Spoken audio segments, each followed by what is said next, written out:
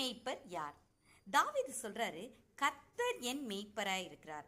Lord is my shepherd. கடவுளே என்னுடைய மேய்ப்பராக இருக்கிறார். ஸோ அதனால நான் தாழ்ச்சி அடைய மாட்டேன். நான் தாழ்ந்து போய் ஒன்றுமில்லாதவனாக இருக்க மாட்டேன். ஆசீர்வாதமாக இருப்பேன். அவர் என்ன புல்லுள்ள இடத்துல மேய்க்கிறார், அமர்ந்த தண்ணீர்கள் அண்டையில் கொண்டு போகிறார். எனக்கு எது தேவை எது தேவையில்லைன்றதுல பார்த்து செய்கிறார். அவர் என் ஆத்துமாவை தேற்றி. பார்த்தீங்களா, முக்கியமான ஒரு விஷயம், உலகத்தில் உள்ள எந்த ஒரு காரியமே நம்முடைய ஆத்துமாவை தேற்ற முடியாது. ஆனால் கர்த்தர் மட்டும்தான்.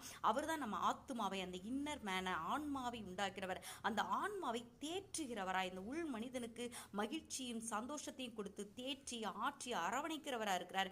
நம்மை நீதியின் பாதைகளில் நல்ல வழிகளில் நடத்துகிறவராய் இருக்கிறார். எத்தனையோ பேர் லஞ்சம் வாங்கி பொய் சொல்லி ஏமாற்றி எப்படியாவது நான் சந்தோஷமா இருந்தா போதும்னு சொல்லி தவறான பாதையில் நடக்கிறாங்க. ஆனால் கர்த்தர் தான் நம்மை நீதியின் பாதையில் நடத்துகிறார். கர்த்தர் மட்டும்தான் அப்படியாக நம்மை நீதியின் பாதையில் நடத்த போதுமானவராக இருக்கிறார்.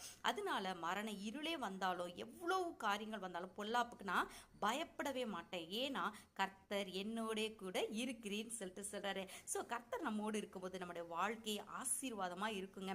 நம் ஜீவனுள்ள நாளெல்லாம் நன்மையும் கிருபையும் நம்மை தொடரும். ஆனா வேதத்துல ஒரு மெய்ப்பரை குறித்து பார்க்கிறோம். ஒரு குரூப் ஆஃப் பீப்புள் இருக்காங்க. அவங்க என்ன செய்யறாங்கன்னா, தங்களை தாங்களே மேய்த்து கொள்கிறார்கள் அப்படின்னு வேதம் சொல்லுது. அதாவது மனம் போனபடியெல்லாம் வாழ்றது. எனக்கு இது சந்தோஷம் தருது, நான் அப்படி செய்வேன். அப்படிப்பட்டவர்களாக அவர்கள் இருக்கிறத நம்ம பார்க்கிறோம். அவர்கள் எப்படிப்பட்டவர்கள்னா, தங்கள் அவமானங்களை நுரை தள்ளுகிற அமளியான கடல் அலைகளும் மார்க்கம் தப்பி அலைகிற நட்சத்திரங்களுமா இருக்கிறார்கள். இவர்களுக்காக என்றென்றைக்கும் காரிருளே வைக்கப்பட்டிருக்கிறதுன்னு வேதம் சொல்லுது. அவர்கள் மின்னுறாங்க, உலகத்துல ஜொலிக்கிறாங்க. ஆனா மார்க்கம் தப்பி வழி தப்பி அலைகிற நட்சத்திரங்களாக உலகத்தின் மோசமான காரியங்களை செய்து அவங்க மகிழ்ச்சி அடைகிறவர்களா இருக்கிறாங்க. இப்படிப்பட்டவங்க இருக்கக்கூடாது. இவங்களுடைய சுபாவங்கள் எப்படி இருக்குன்னா, இவங்க யார் வழியில நடக்கிறாங்கன்னா, காயினுடைய வழியில், அதாவது நீதிமானாகிய நல்லவனாகிய ஆபேலை கொன்று காயினுடைய வழியில் நடக்கிறவங்க.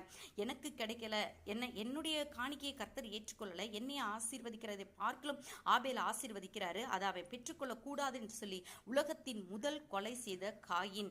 எனக்கு கிடைக்காத நல்லது யாருக்கும் கிடைக்க கூடாதுன்ற அந்த ஒரு மோசமான குணாதிசயமுடைய காயினுடைய வழியில் நடக்கிறவங்களை பார்க்கிறோம்.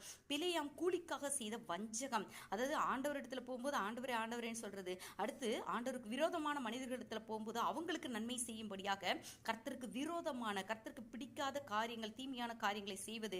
அடுத்து கோரா போல எதிர்த்து பேசின பாவம், அதாவது மோசேக்கு விரோதமாக எதிர்த்து பேசுகிறவர்களை நம்ம பார்க்கிறோம். இப்படிப்பட்ட சுபாவம் நம்ம இடத்துல இருந்ததுன்னா நாம் நம்மை மாற்றிக்கொள்ள வேண்டும். என வேதம் சொல்லுகிறது, தமக்கு விரோதமான அவபக்தி உள்ள பாவிகள் பேசின கடின வார்த்தைகள் எல்லாவற்றின் நிமித்தமும் அவர்களை கண்டிக்கிறதற்கும் ஆயிரமான தமது பரிசுத்தவான்களோடு கூட கர்த்தர் வருகிறார்.